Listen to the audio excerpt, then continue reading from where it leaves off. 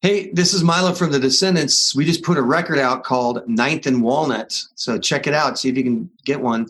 And right now I'm talking on the vinyl guide. Yes, Milo, indeed you are. Hey, everyone, it's Nate. Welcome to episode 291 of the Vinyl Guide, the podcast for vinyl record collectors and music nerds. And guess what, people? I've got a great one for you today. Milo Aukerman of Descendents is with us today, and we are celebrating the Descendents' new LP, Ninth and Walnut, which is out this week. This is the Descendents' lost album, featuring the same lineup that wrote and recorded Milo Goes to College. 14 unreleased songs that were recorded in more recent years with the original lineup. And I must say, Ninth and Walnut is a phenomenal view into the early years and what made the Descendents a household name. At least in my household. Ninth and Walnut is on your streaming services. It's on limited light blue colored vinyl and of course classic black, and yours can be had at descendentsonline.com from Epitaph Records, or simply rock up to your local independent record shop and politely demand your copy. That's Descendents Ninth and Walnut, out July 23rd. Now, I must confess to you, Milo Aukerman has always been one of my absolute favorite singers, and I've always wanted him here on the show. So this week is a big get for me. Today we talk not only about the new album, but the history of the band, the new Alliance days, the making of Milo Goes to College, even talking about science and his perspective on COVID. You know, some people may not know, Milo holds a PhD in biology, which is the primary reason he's been in and out of Descendents for many years. So Milo's perspective on COVID is quite relevant. Plus, he also shares a lot of stories and even gives us a glimpse into what the future may be for one of the greatest rock bands in history and whether there are future Descendents releases in the works. And finally, everyone, I'm going to ask you all to subscribe and follow and even share the Vinyl Guide podcast. We have nearly 300 episodes of vinyl and music nerd discussions with the likes of Billy Stevenson, episode 118, talking Black Flag, Descendents, All and More. Henry Rollins, episode 100, we go deep into his record collection and record nerdery talk. Ian Mackay, episodes 281, 282, and even Black Flag, Circle Jerks, and Off Singer Keith Morris, episode 290 of the Vinyl Guide. Subscribe to and follow our podcast. Share the Vinyl Guide episodes on your social media, and you will be my best friend for life. All right, let's go. Let's start our conversation with Milo Aukerman of Descendents. All right, ladies and gentlemen, this week on the Vinyl Guide, Mr. Milo Aukerman of Descendents, whose new album, Ninth and Walnut, is out July 23rd on Epitaph Records. Milo, thank you so much for coming on the show. This new album is another kind of interesting twist in that road of Descendents. Yeah, it's not your typical Descendents album as someone might expect the next record to be, yeah? Right. It's a bunch of songs that were originally written back in 1978 and 1979, that period, by the original guitar player and bass player. That would be Frank and Tony, who wrote these songs, as I said, many, many years ago. And then they were recorded in 2002 with Frank and Tony, everything but the vocals. And then the vocals were done last year. So it's this, it's been this long project where different parts came together at different times, but it's been a lot of fun for me to kind of to finish it off with the vocals. Now, in the chronology here, there's the Fat EP, then this material, then Milo Goes to College. Do I have that right? Well, actually, there was a single that came out before the Fat EP. It's the single. The very first thing that Descendents ever put out was called "Ride the Wild" on one side, "It's a Hectic World" on the other side, and that's the same period that when those songs were, recorded and put out. That's about when these songs were also written. So it's kind of songs from that same period of just the very, very beginning, and so. I think some people might hear those first two songs on that single, Ride the Wild, It's Hectic World, and think, well, how did it doesn't sound a lot like the Descendents. It's kind of more of a surfy sounding, kind of 60s-ish almost sounding. And how did they get from that to something like the Fat EP? How did they get from that to something like Milo Goes to College? And these songs, I think, help answer the question a little bit, because they have, definitely there's aspects of them that are very similar to Ride the Wild, Hectic World, but then you can also hear aspects of them that are like Milo Goes to College. So that's the kind of framework for the songs. Right. Okay. So if I have this right, Ride the Wild and Hectic World, that single, those two songs were selected based on maybe another 10 or so? Because I noticed on this album, those two songs are also there. Yeah. I mean, I think that when they recorded Ride the Wild, Hectic World, I have a feeling that they were like, well, we've got X number of hours in the studio. We're just going to pick two songs of our repertoire and we're going to do those. And that was Ride the Wild, Hectic World. So we didn't end up recording any of those other songs that were, in the set list at that point. And the first time these have really been recorded was, like I said, in 2002 for this project. And so that's how it worked out. So some 20 something years later, they're recorded. What was the discussion behind that? What was the plan to record these songs? Was it just to capture them? Yeah. Or was there a greater plan kind of afoot? No, it was to capture them. And what I heard from Bill, because he was the one who contacted Frank and Tony. Frank and Tony had played a couple songs on our record from 1995, Everything Sucks. So if you look on Everything Sucks, you can see credits for Frank and Tony. And so I think Bill had this kind of germ of an idea, like, hey, what about all these songs that we used to do back in 78, 79?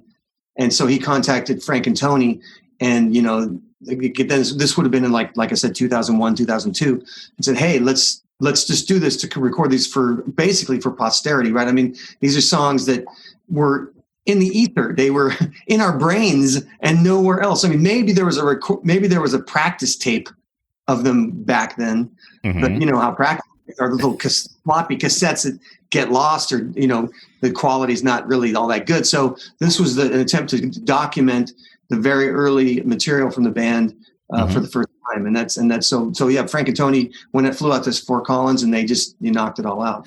Now, as I understand the story of Descendents, it was around this time in '79 where you stepped up and filled the microphone spot for almost an offhand discussion. Yeah. And then from that point forward, you were the singer. I was the singer. Yeah. That was in 1980. Yeah. Yeah. So were these some of the songs that you sang back then? Yeah. Half of these songs were still in the set. They, the entire set before I joined was comprised of most of these songs. And then I think some of them just got put on the back burner, or put on the, discarded or whatever. I think, maybe because we were drinking so much coffee that we thought, oh, we got to play faster. We got to play really fast. So we can't do that one there. That's too slow or whatever. And so then, but when I joined, I'm going to say about half of these songs were songs that had survived that culling basically. And that we then performed, I practiced with them and performed live back in that time. And then there was more culling, so that by the time we do record Milo Goes to College, a lot of these songs had been culled out as well. I think the only songs from this initial bolus of songs that made it on the Milo Goes to College were Parents and Statue of Liberty. Okay. Yeah, Liberty were from this original kind of set of songs. So yeah, they kind of just fell by the wayside over the years. And of course the big question is why? Because I listen to these songs now and I go, these are great songs. Why didn't we keep playing them? And it's just because our style was evolving. Our style was under the influence of coffee was evolving, and we were getting to be like this. We want to play real fast, and so you listen to these songs and you realize, well, there's not as much influence of coffee, but I'm okay with that. I think the world is under the influence of coffee now. So, and was it difficult remembering these songs? I mean, were the words already written, or like, how did you prepare to record lyrics to songs that were recorded some 40 years previously? Well, I mean, the songs that I did with the band back then, they all came back to me pretty easily. Mm-hmm. I'm trying to think, Bill had the lyrics. They must have archived the lyrics at some point, and he gave me a lyrics. Just like, oh, I'm not going to need this one. I'm not going to need that one. That one's just hardwired. We practiced. That's the thing. I mean, even though these songs never got recorded, we practiced so much that they just became hardwired just through rote practice. So I didn't have a problem with those. Now the ones that I hadn't sung back then that were brand new to me, then they gave me the lyric sheet, and there were some guide vocals from Frank. Frank had done some guide vocals, and Tony had done some guide vocals. Mm-hmm. So I was able to kind of hear their take on it. And I got to say, the ones that I really like on the record the best are the ones that I hadn't even heard before. And I got to hear Frank sing them. I got to hear Tony sing them, and it was just like this great, like, I felt like I was, unearthing this, like, this chapter of the Descendents, or these nuggets of the original Descendents that I'd never heard before. That was really special. Did it feel like kind of being one step away from the whole process? Because a lot of those songs, if I understand it correctly, were written before you were in the band. Yeah. I mean, well, I basically over the years, kind of, that's just part of my gig as a singer, because I write a quarter of the songs now, so there's 3/4 of the songs that are coming from other members. And that's my thing, is to basically put my interpretation on someone else's thing. When I joined the band, they had a whole set, none of which I'd written, because I didn't come into the band knowing even how to write a song. Mm-hmm. So I was like, okay, I'll sing all these songs that these other people wrote. And I got pretty facile at that activity. I feel like I can give them my interpretation, and I feel like I acquitted myself pretty well. So, yeah. So the songs, again, just getting the timeline straight, written around 1979, recorded in 2002, and then again, there were some sessions in 2008. I think maybe in 2004. There might have been 2002 and 2004 sessions. Okay. Because I think in 2008, actually Frank died in 2008, so we wouldn't have been doing any recording then. But right. But I think there were 2 sessions in 2002, 2004 that they knocked him out, and like I said, I'd only recorded vocals last year. Okay. Did Frank know his time was somewhat limited recording? No, I don't think so. I don't think anyone did. I mean, now he wasn't living the most healthy of lifestyles. I mean, he ended up with diabetes by the end of it. And I'm not sure how well he managed his diabetes when his actual death was from, complications due to diabetes. So, yeah. Okay. It was definitely something where, he was probably declining, but then at the end, he just, went off the cliff in terms of decline. He was I think he had basically heart failure by the end of it. Mm. So the basic tracks were finished recording, I'll say 18 years ago, something like that. Yeah. Why did it take so long to get to this? Like, this seems to be, again, another Descendents-like gulf in between. Well, why do we take so long to do anything? That's always a question. But I think, the first part of that period, I was kind of out of the music biz. I wasn't even involved with music from about 2004 to 2011. I was a scientist, being a genetics guy.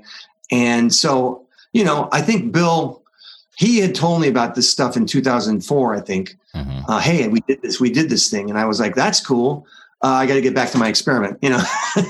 I was not kind of like mentally in the frame of mind to even like, oh, let's go do this thing, But in 2011, when we started playing again as a band, it came up again, and we thought, that's cool, but let's make new music too, because we put out new music in 2016, and I think we were kind of focused on that. And then after that became the focus. Let's make new music. And in fact, we are currently writing new music now, and we've actually recorded a whole bunch of new music with Stefan and Carl and Bill. So then I think, I'll just kind of relate how it even became became a light bulb over my head just this last year is that we were recording for a new record, and I'd gotten through all the songs that I wrote, and I'd gotten through all the songs that Stefan and I wrote together. And then, at that point I had to put on the brakes. There was no other songs to record. Mm-hmm. And sure, I could go out and write more songs but really what I was waiting to do is I was waiting for Bill and Carl to write songs, because we all have to kind of contribute. So sitting there waiting for Bill and Carl to write songs, but like I'm in the groove of recording, and I just thought I'll just do this other thing because I wanted to stay in the groove. So I told Bill, hey, look, if you're not going to give me any of your songs to record, I want to record something else. Send me the Frank and Tony stuff, and I'll just start plowing through that. And I just wanted to kind of maintain my kind of like my momentum in terms of recording. Right. Especially during COVID. I mean, during COVID, what else can I do, right? So, so being a scientist during COVID, like how was that for you? I mean, this is a time where we were looking for scientists to contribute, and this is a time where you were doing music. What was your response or position on COVID? Well, it was very frustrating to me, and there were, it was frustrating enough to at some point I thought I need to kind of put my skills back to work, because A, the band's not playing, and B, it was just such a frustrating thing to watch the complete failure of the government kind of with the testing part initially. I mean, if we would have gotten the testing part under control and done contact testing, done the whole bit, I think we could have avoided many, many, many deaths. And it was very frustrating to me to see that all go down. So yeah, I mean, in reading the way that it went down, I had a good technical view on why it failed, which is basically their positive control was a faulty positive control, or no, their negative control was a faulty negative control. And so they'd run these tests, but the negative control would light up and they'd be like, uh-oh, this isn't working out. So that was all the initial testing that was done with those early kits at the CDC labs. So, it was, so that's my view on it as a scientist, is that there was kind of so there was a mess up in the actual kit and in the technology of the kit, but then there was also a mess up because once you find that there's something faulty, you ought to be able to kind of spin around and change and fix it. But because these are these big, kind of governmental bureaucratic things, it took them weeks and weeks, perhaps even months to kind of change the kit out and make the kit work the way that it should work. So I think it's a combination of some bad science, but also just some bad governmental, just kind of slowness and sloth that meant that we were just never. And then on top of that, there was not enough kind of emphasis placed on the need to test. It was like, who needs a test? We're not going to test. Yeah. More tests will just mean more positive results. Why would we want to do that? Why would we want to do that? Yeah. So was that kind of your field? Was that kind of your wheelhouse of what was happening? Well, the test is a PCR test, and I did thousands of PCR tests when I was, in my science career. It's just if you're going to be working in genetics and molecular biology, you're going to run those tests all the time. And so I was very familiar with what they were doing in terms of a test for COVID. And so, yeah, I mean, it wasn't my wheelhouse completely. So that's why I could shake my fist and be like, you're fucking up here. Was there anything like you could have done at all? Because I know you'd retired in 2016. Well, did you feel like, there's an opportunity for you to suit back up and get back in the game? I mean, I thought that I probably wouldn't be leading a lab, but I could be a pair of hands to run more tests, to run more PCR. I could definitely run a PCR assay for sure. And, I thought about it just because, in the middle of COVID, as many people were, you feel like you're just kind of, you're sitting on your hands. I felt like I wanted to contribute something. Mm-hmm. But then my wife said, well, I mean, there was a discussion about, well, now you're just going to expose yourself so I guess in the end, I kind of chickened out. I don't know. It's like, it could have been something where I contributed if I could get buy-in from my family. Yeah. Right. Okay. All right. Well, look, I'm in Australia, and we've got the sort of genetic testing when a case pops up, say, in one suburb of New South Wales, within about 24 hours, they can identify the strain and possibly the links of where it came from. Yeah, that's amazing. I imagine that's a sort of state that you saw the potential of getting to. Yeah, because actually the identifying the strains is extremely important. Now that involves not only just a PCR assay, but also, some sequencing as well. Mm-hmm. And I think, definitely I'm pretty familiar with all that sequencing technology as well. So, as a scientist, are you somewhat comforted that it's now under control, or are you worried about variants? But what's your view of what's happening now? I mean, I am worried about variants. I think that the vaccine is clearly the way to go. I mean, I think people should be aware that if you want to solve this thing, you got to get vaccinated. As a society, we need to vax up to make it go away. But we're going to vax up, but we have to be vigilant about variants. Are the variants going to be covered by the vaccine? This kind of thing. And those vaccines are going to have to be updated as we get more variants identified. It's going to be no different than the flu. I mean, every time you go get your flu shot, the scientists have figured out which strain of flu is the strain this season, and it'll be the same thing for COVID. And it'll be what strain of COVID is popping up this season, and then that's going to be what the vaccine will target. Right. So it's clear you're a science nerd. Are you also a record nerd? Do you collect vinyl at all? Well, I mean, I would call myself a vinyl purchaser, not a collector. And the reason why I have to say that is because I don't take good enough care of my vinyl to be a vinyl collector. That's kind of. Oh, hang on. Yeah, you're gonna have a heart attack.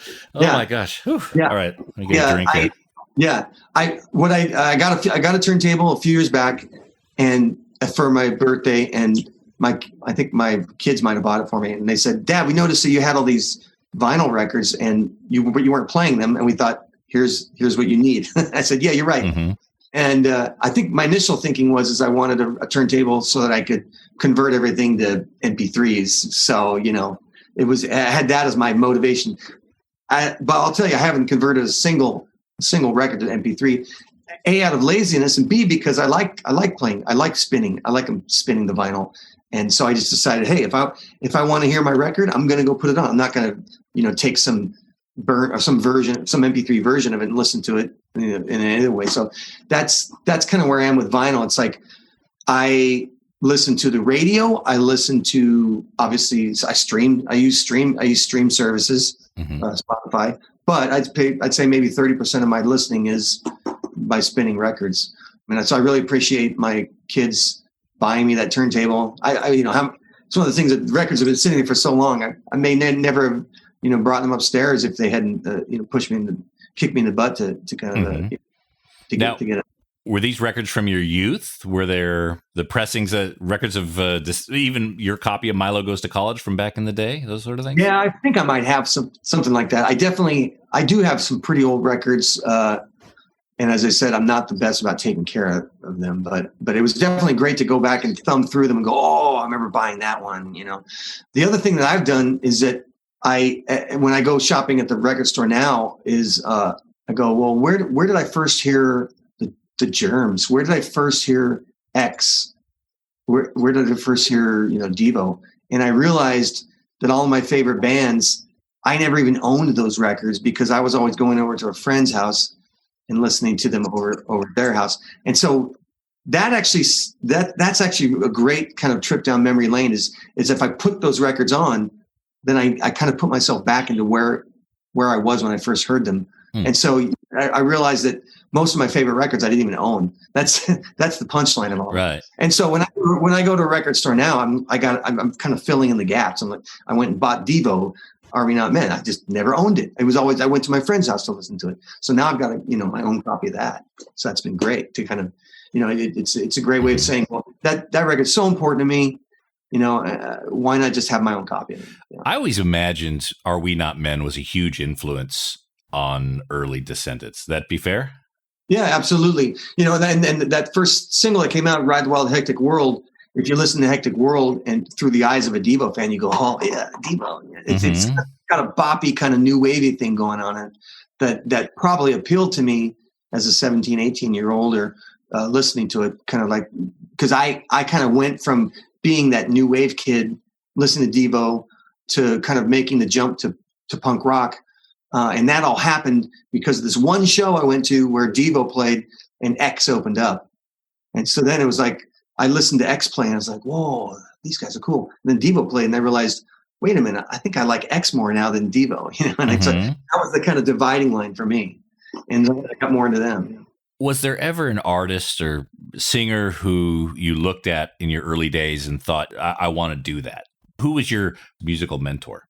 It probably was X, because I had gotten into X and I had taken a couple guitar lessons, and they just have you play acoustic and you're playing these open chords and singing Michael Rode the Boat Ashore.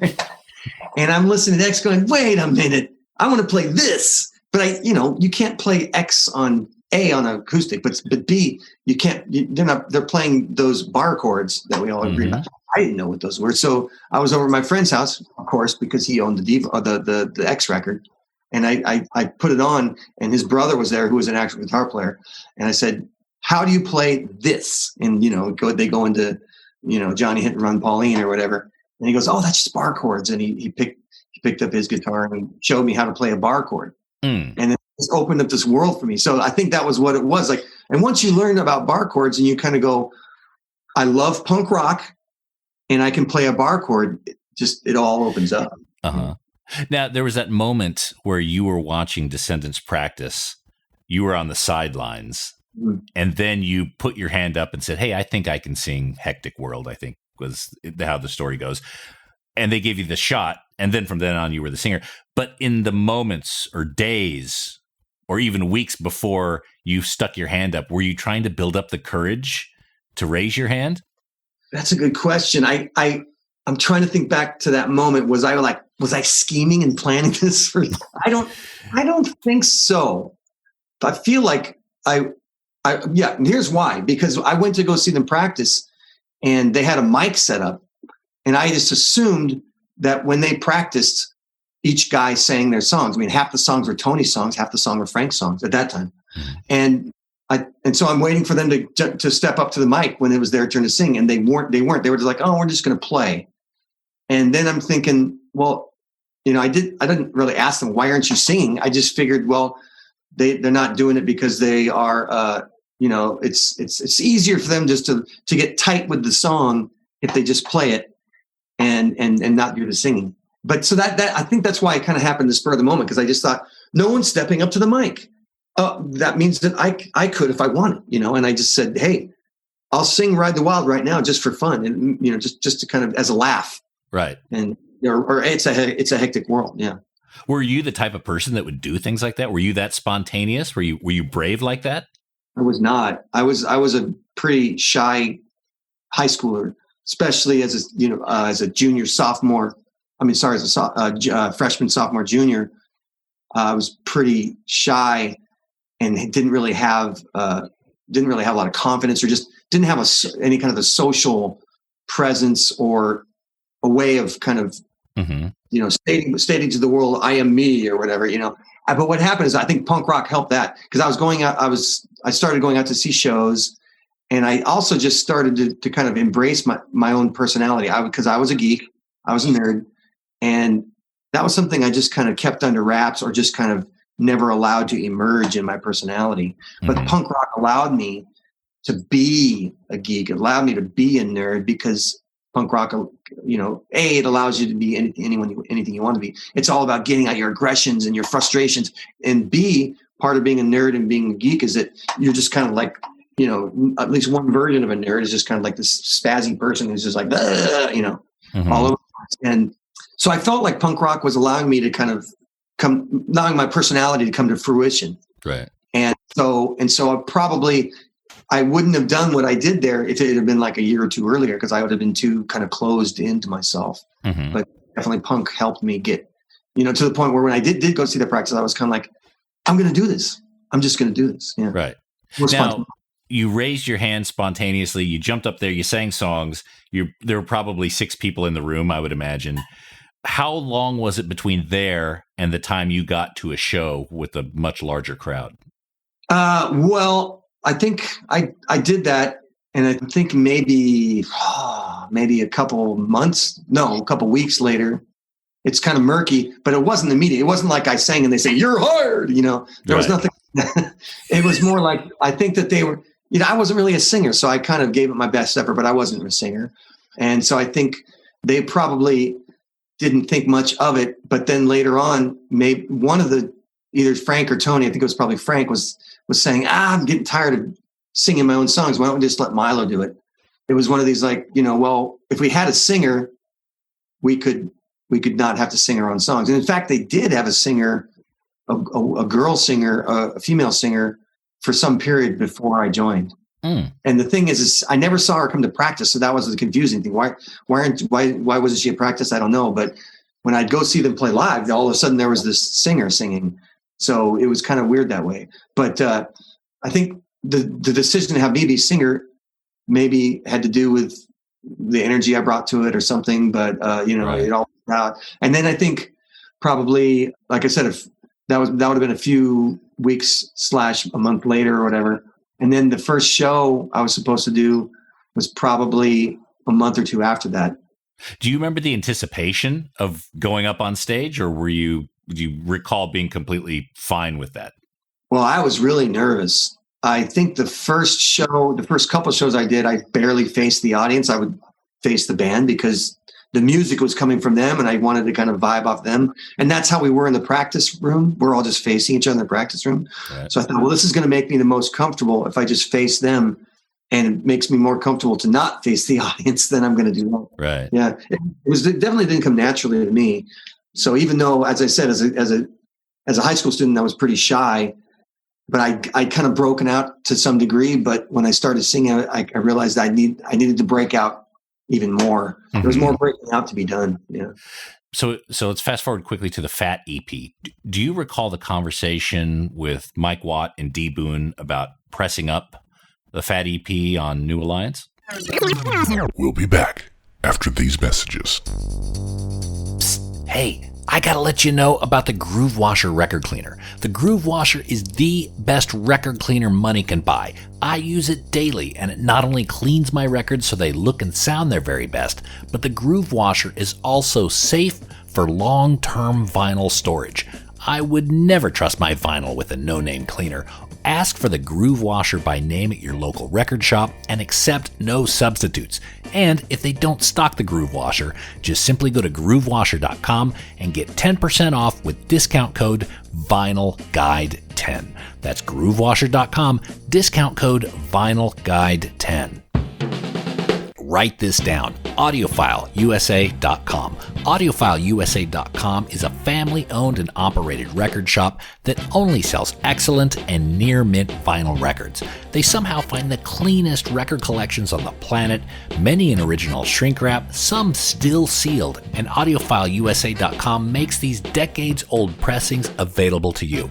AudiofileUSA.com has over 42,000 titles in stock, and you can dig through their website searching by artist, genre, or even label and find the deals. Bookmark it in your web browser now. AudiofileUSA.com, home of the Holy Grails. Now we return to the program already in progress. No limits. So let's fast forward quickly to the Fat EP. Do you recall the conversation with Mike Watt and D Boone about pressing up the Fat EP on New Alliance? Well, I mean, that was something Bill could tell you about it, because he kind of, I think he's kind of the man in the band that kind of pulls all those strings, and he's the kind of the ringleader. But I do remember that we played a lot of shows with the Minutemen, and we loved them. They were great, and one of our favorite bands. We got along well with D Boone and Mike Watt a lot. And we did some road trips up to from LA up to San Francisco, in this beat up van with them, and just kind of really, I think we're just kind of tight, thick as thieves with them. So it made sense. I think it made sense to them that they could do it for us. And I think Bill was kind of like, yeah, sure. You know, the Ride the Wild Hectic World was done just by Bill himself, financed with the help of his dad and just on his own label, Orca Productions.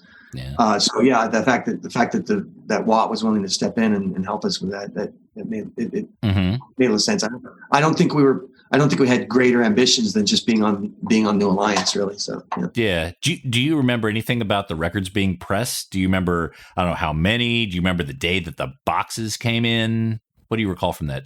I don't recall any of this. This is where my appearance on this show will be big question marks. I'm going to start giving each guest a flag. Just raise it when we get too nerdy. Yeah. Here.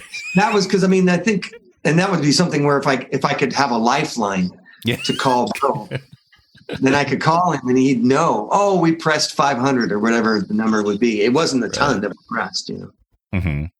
Now, there's a drawing on the back of the Fat EP. And it's a singer with glasses, but it's very large. So I'm assuming that was that was supposed to be you, but fat. Is that? Well, yeah. What I finally heard, I did hear this from Frank at some point.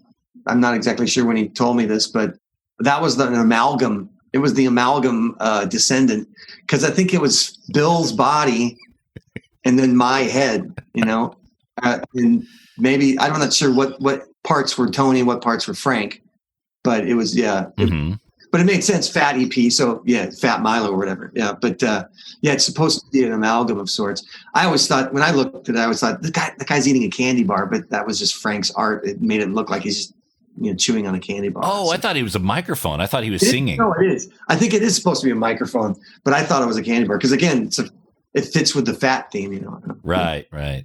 And did you guys sell those records at shows? Do you remember carrying them around or were they in shops? Like, how did they get out there? I have a feeling either Bill or Mike or somebody was taking them to the independent record stores, like, the one in Long Beach, which now, why am I drawing a blank on the name of that place?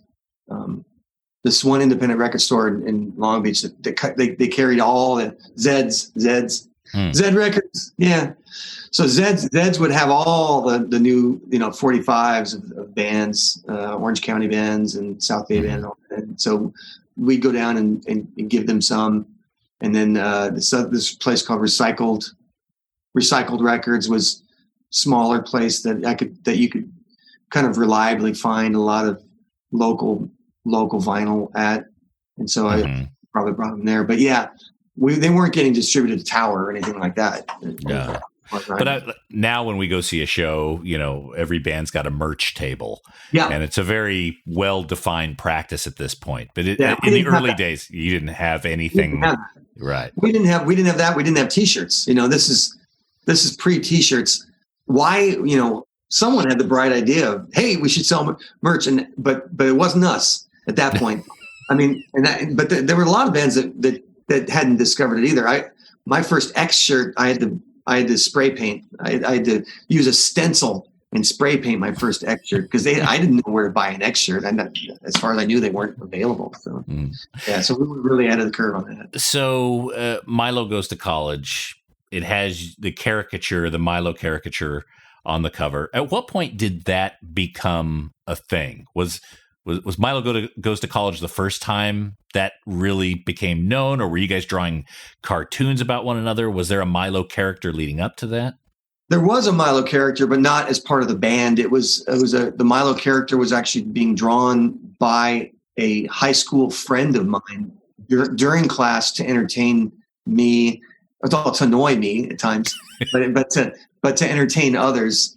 And he drew this little comic strip, the misadventures of Milo, or whatever. I don't even know what he called it, but it was a little comic strip where he'd put the Milo character, and then that he'd be doing something. He'd be, as we would say back then, he'd be flailing in some way, in some manner. He'd be flailing, and that became this thing that he did it to amuse himself and to amuse others. So, and then he ran for student body president. And he used it on posters. So then all of a sudden, that head was on a big election poster. Milo says, "Vote for Roger," and that was even more well defined as like, stick figure that that if he felt that it was cool enough to put on his poster. So there's that, But yeah, then when we were doing Milo Goes to College, Frank came up with the title, hey, let's call it Milo Goes to College. And then Bill said, oh, okay. And then they needed an image, and that was the first thing they thought of was this drawing that Roger had done in high school. But we couldn't get him to do it because he'd gone off to West Point. So we had to get our other friend Jeff Atkinson to draw it, and he kind of reproduced the Roger drawing. Okay, so Roger's original design, it was pretty close to what we see now. The same kind of, I think so. Rectangular glass. And if you look at the cover of Milo Goes to College, you can see that it's signed. The artist signed Rat after RD, and the RD is Roger Dorline. So and Rat was Jeff Atkinson. So Rat after RD, because he was basically co-opting the RD drawing. So right. So leading up to then, was Milo making his appearance on flyers, on different elements around the band, or was it? No, not really. I think we didn't use that drawing before the Milo Goes to College. Then I think, after that point, now we didn't play a ton of shows because I was in college at that point. But when we started playing more shows in '85, then we would pull that back out. Either we or the promoter. Oftentimes the promoters would pull that back out and use it on posters. Yeah. Mm-hmm. When making Milo Goes to College, did it truly, and you were obviously going away, did it feel like that was the true ending of the band? I felt like it was for me, at any rate. I was, going off to school, trying to get a degree in biology. Now that feeling of, well, I'm leaving this behind, wash my hands of that lasted all of probably a year. And then Bill had said, because Bill and the rest of the guys got a new singer, this guy, Ray Cooper, and they were doing shows with Ray as Descendents.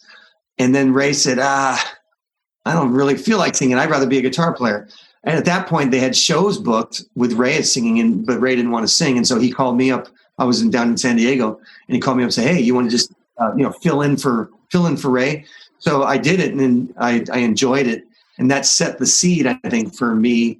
Well, it set the seed for the next many, many years of me leaving the band and coming back, because every time I leave the band, I realize how much I miss it, and I got to come back, basically.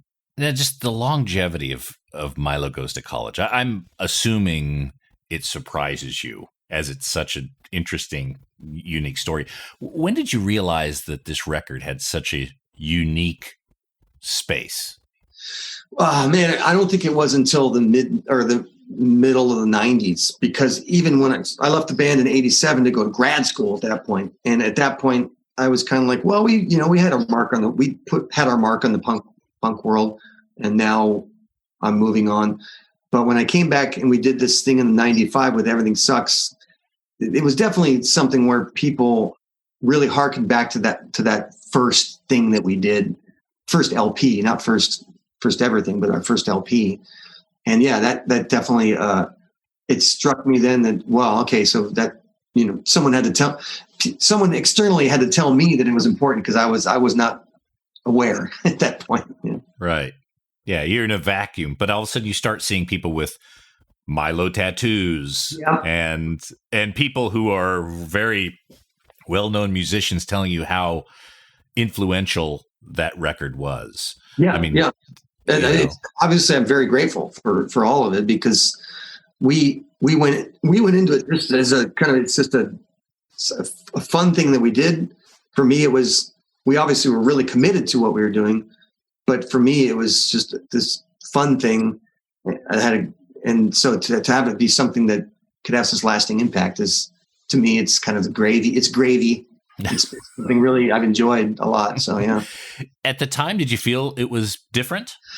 You mean when Milo Goes to College came out? No, when you were recording it, even like these songs, I think the thing is, I always felt like it really, it didn't fit with what I was hearing.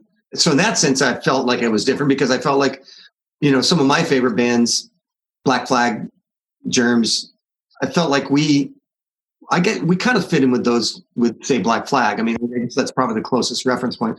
But there's so many other bands that were my favorite bands at that time, popular bands like the Orange County bands. I loved The Adolescents and and Social Distortion and all those. And we were just so different from that, especially. And I guess I always felt like we were kind of misfits, even in the in the punk rock scene. I mean, I got into punk rock because I was a misfit, but then even in the punk rock scene, I was a misfit. Mm-hmm. We never really fit in. And so that's probably what you're talking about with this. With it sounds different. Right. It doesn't sound like you're running mill punk rock. Yeah. Do you recall it being embraced right away? I mean, did it sell okay at the time?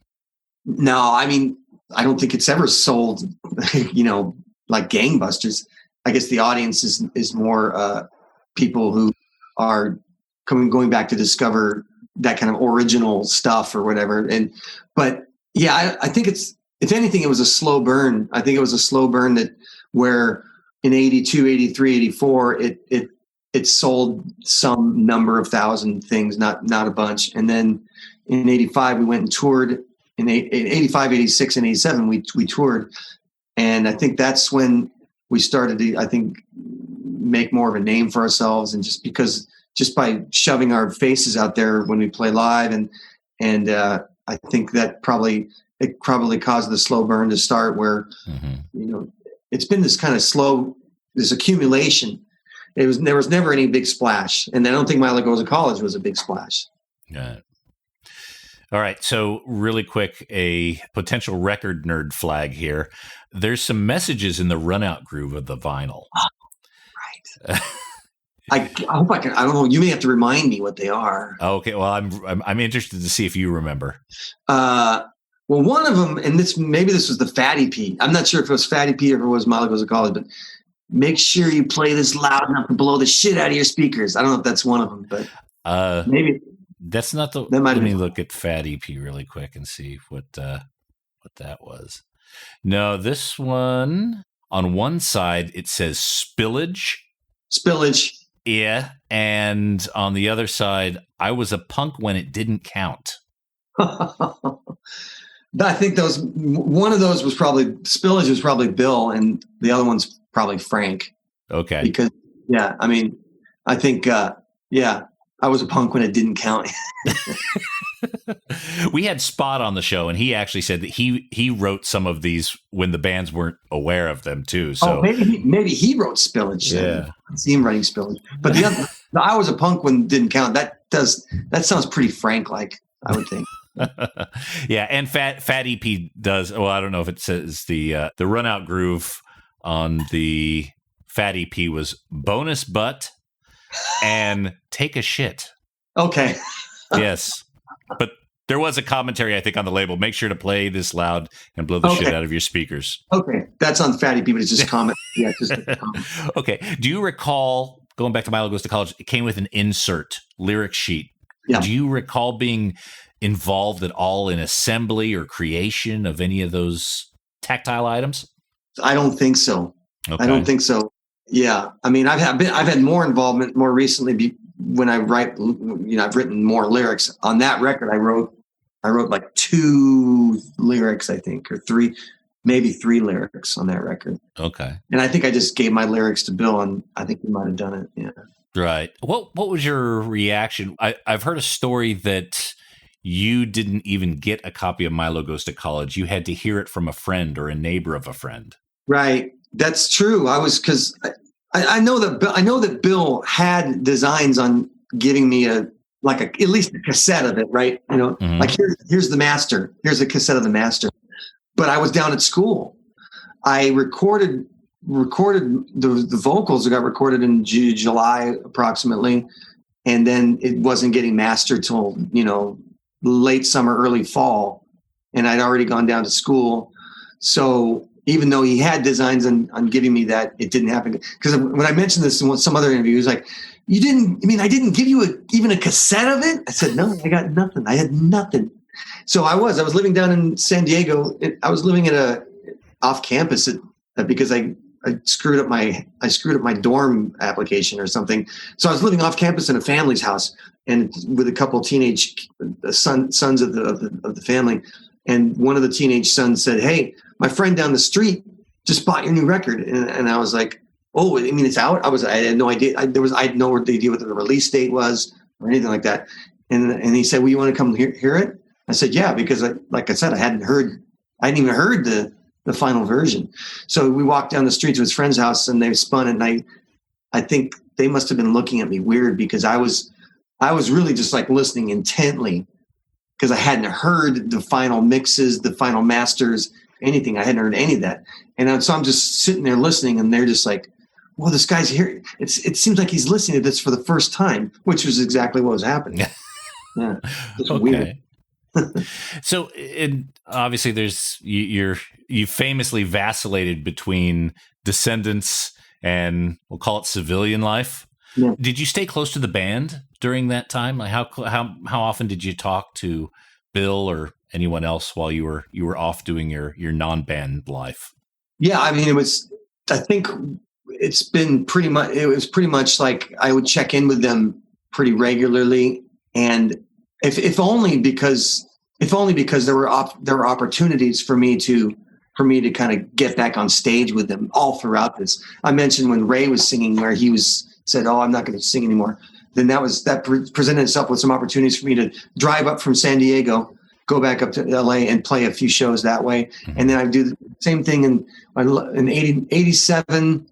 I went and they formed All. So now they're All, but I actually jumped up on stage and performed as All singer a few times as well. Mm-hmm. So I think those were the opportunities where I could catch up with them is when they just needed a singer to fill in, and I could do much of the All material, right. And I would go up and do that.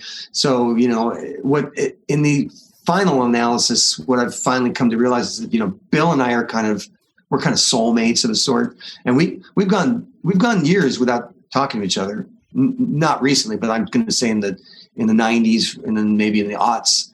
We went years without talking to each other, but when we pick up the thread again, it's like no time has elapsed.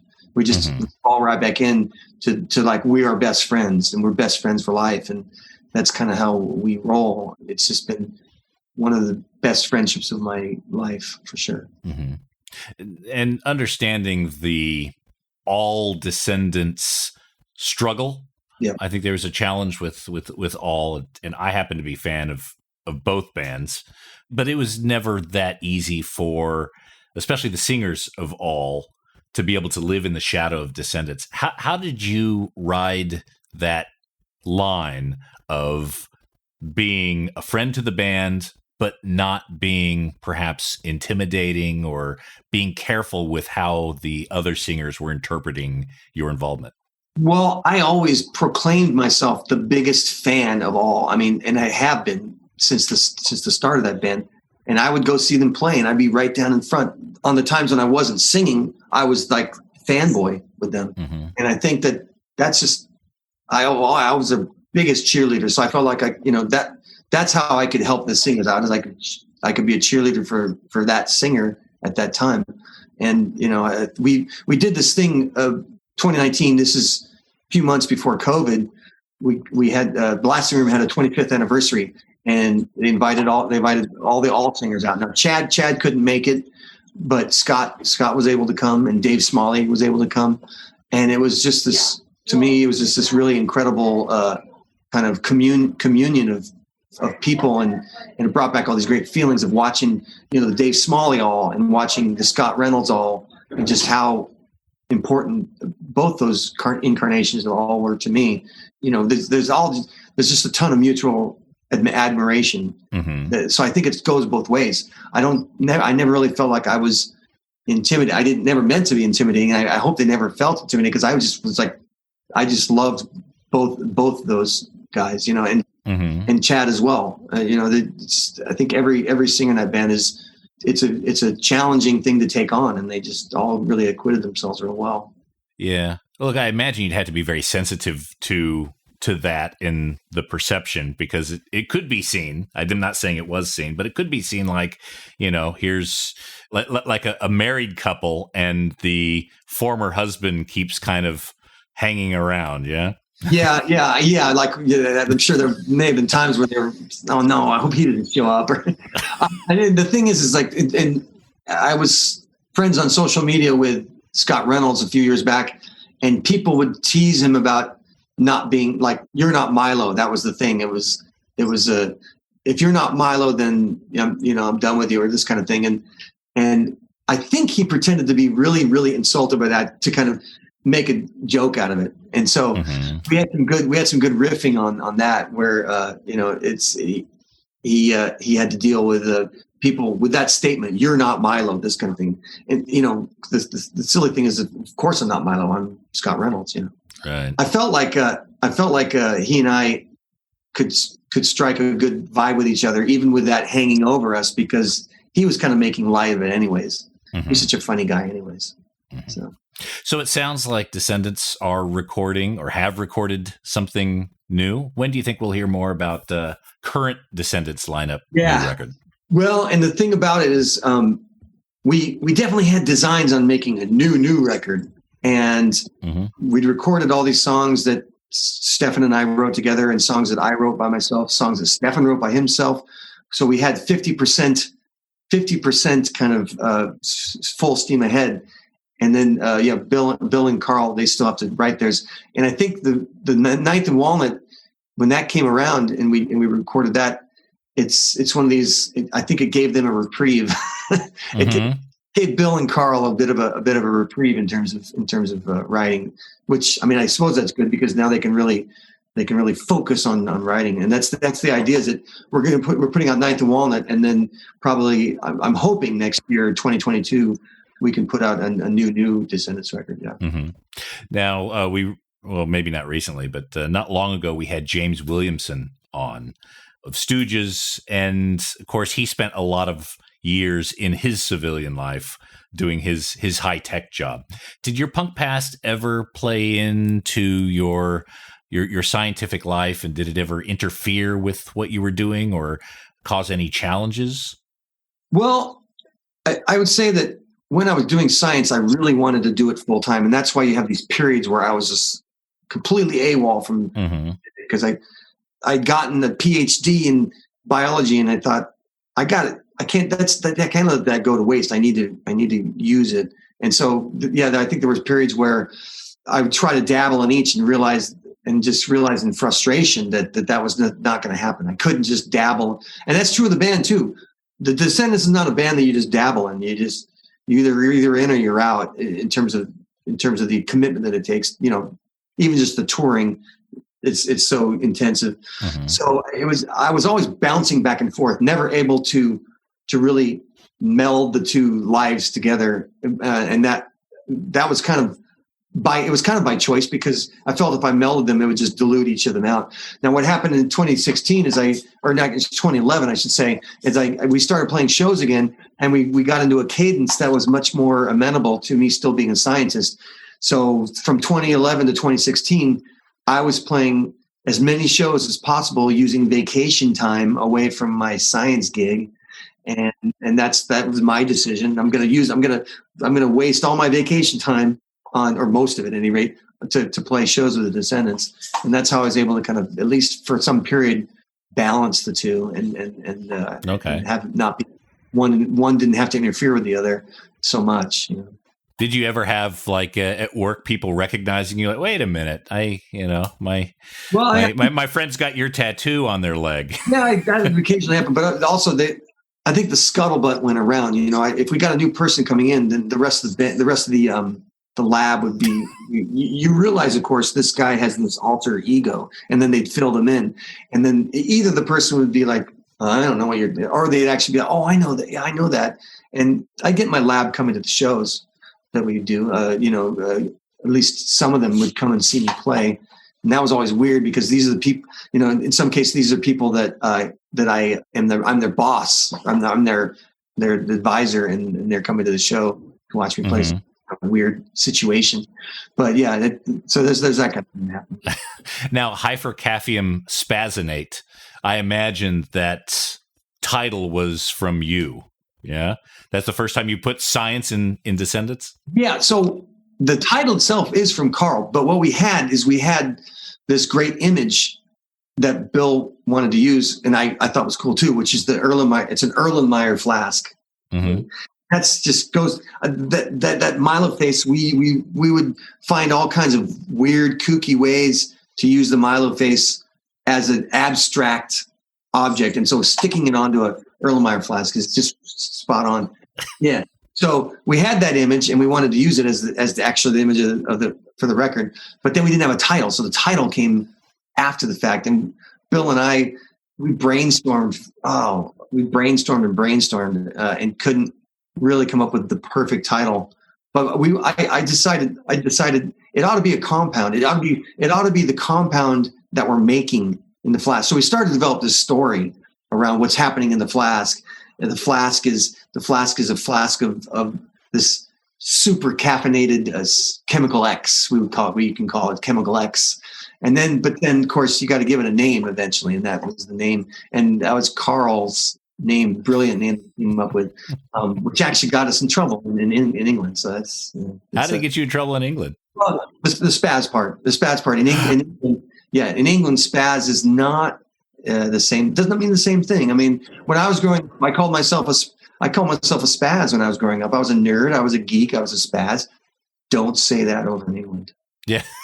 Now you say it in Australia as well. Yeah. Spaz is the same as the R word. Yeah, right. Yes. Yeah. So it's just got, and we learned that, and we had to kind of, I actually had to reach out to some people in England and help them understand how we didn't have ill intentions, right? I mean, it's one of these things where culturally the word just means different things, like fag in England or that kind of thing. Mm-hmm. Okay. Look, Milo, thank you so much for coming on the show. I've always wanted to have you on. Descendents have meant so much to me for many, many years. And we had Billy on some time ago and speaking to you about the old days, and especially this new 9th and Walnut recording has been really a highlight of my year here. And I hope to have you back on when the next Descendents comes on, and we'll cover maybe some other records later on in the Descendents career in the discussion as well. I want to remind folks, 9th and Walnut is out July 23rd on Epitaph Records. Of course, there's some special vinyl variants available. Go online and grab those. Blue? The blue, mottled blue is the best. Okay, that's your favorite? We'll, yeah. So get yourself a mottled blue. Do you know how many were pressed? No! Oh, all right. You got in the game and you ran right back out. I know, yeah. I should have came armed with all this data, but I didn't. Typical Milo. Yeah. Running in and running out. All right. But find yourself a blue copy of 9th and Walnut or any other vinyl variant from Epitaph Records. Again, Milo, thank you so much for coming on the Vinyl Guide. Thank you.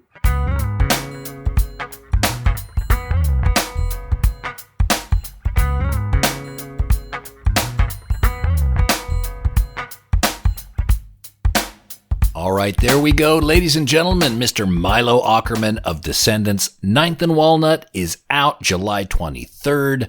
Cue it up on your streaming services. It's a fantastic album. It's a great trip down the road of Descendents and music history. 9th and Walnut is also available on vinyl at Descendents Online, or rock up to your local independent record store and grab one there. Thanks again so much, Milo, for coming on the Vinyl Guide.